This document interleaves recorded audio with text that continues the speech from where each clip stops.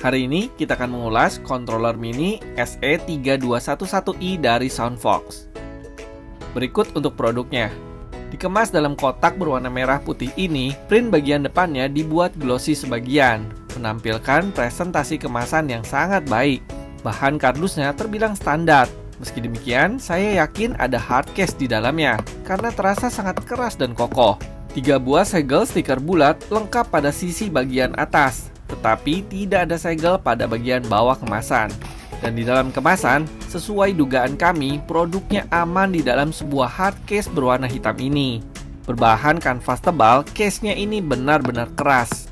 Pada bagian dalam case, kami benar-benar dibuat terkesima. Kontrolernya menempel aman dalam sebuah cetakan rangka plastik hitam. Dan masing-masing analog diberi bumper berbahan foam bulat yang pastinya menjaga keamanan dari controller dan analognya itu sendiri. Benar-benar cara pengemasan yang sangat baik. Pada bagian bawah rangka plastik hitam ini terdapat 1 buah kabel micro USB dan 1 buah manual berbahasa Indonesia dan Inggris. Kontrolernya sendiri terasa sangat solid, terbuat dari plastik dengan cutting yang sangat rapi dan dilapis dengan bahan seperti karet halus pada semua bidangnya. Dari depan sampai ke belakang, terasa sangat lembut di tangan namun memberikan grip yang cukup baik juga. Analognya terbuat dari bahan plastik. Pada bagian atasnya dilapis dengan bahan karet dengan sedikit cekung dan pada tepiannya diberi tekstur gerigi tajam, berputar halus dan saat ditekan terasa tepat dan pas. Tombol D-pad berbentuk tanda plus, berbahan plastik keras dan saat ditekan terasa tepat dan terpisah dari ujung-ujung lainnya. Tombol action hadir dengan tanda A, B, X, Y. Berbahan plastik keras bertekstur doff halus dan saat ditekan terasa padat dan hampir tidak ada suara kliki. Tombol minus, plus, capture, dan home berada di tengah depan controller, mengelilingi logo dari produk ini. Dan tepat di bawahnya adalah tombol turbo, masih berbahan plastik keras dengan tekanan yang empuk. Tidak lupa 1 LED program dan juga 4 indikator koneksi maupun charge. Tombol trigger R dan L bermodel panjang, jatuh dengan pas segaris jari telunjuk, dan saat ditekan terasa pendek dengan sedikit bunyi klik. Tombol trigger ZR dan ZL berdesain model pelatuk, namun dengan bentuk yang melebar dan mengikuti arah tekukan jari telunjuk, dan saat ditekan terasa pas dan sunyi. Pada bagian atas controller terdapat 1 buah port micro USB sebagai charge ataupun sebagai koneksi dengan kabel. Dan pada bagian belakang controller ini terdapat 1 buah tombol program dan 2 buah tombol AGR dan AGL untuk jari tengah. Tak lupa 1 buah lubang untuk reset. Pada paket pembeliannya disertakan juga 1 buah case pengganti untuk controller ini. Ya betul, muka depan controller ini dapat dilepas dengan mekanisme magnet cukup angkat dari sini dan diganti dengan case penggantinya.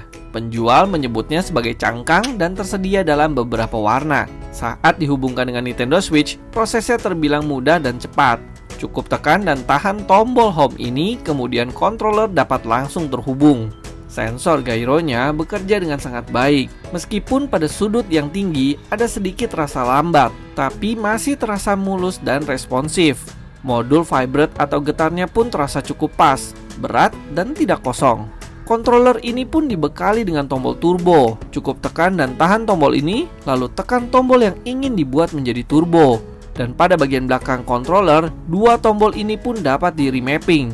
Caranya, tekan dan tahan tombol program ini, LED berkedip, lalu tekan tombol yang akan dijadikan sumber, dan tekan tombol belakang yang akan dipilih. Kedua tombol belakang kanan kiri ini dapat di remapping ke tombol apa saja dan berbeda. Tak lupa, controller ini pun dibekali dengan fitur NFC yang dapat membaca Amiibo. Posisi NFC-nya ada pada area logo controller. Sedangkan koneksinya dengan PC hanya dapat dihubungkan melalui kabel saja. Dengan ukuran panjang 14 cm, lebar 9 cm, tebal 6 cm, dan berat sekitar 180 gram, controller ini dibekali baterai tanam berukuran 450 mAh yang dapat digunakan sekitar 5-8 jam tergantung pemakaian. Dibanderol dengan harga sekitar Rp390.000, berikut catatan kecil kami. Meskipun controller ini memiliki fungsi sleep jika tidak digunakan dalam waktu 15 menit, namun tidak memiliki fungsi wake up untuk Nintendo Switch. Permukaan analognya cenderung rata dan gerigi tepiannya terlalu di samping atau kurang ke atas, membuat feel gripnya pada permukaan jari jempol menjadi kurang sempurna.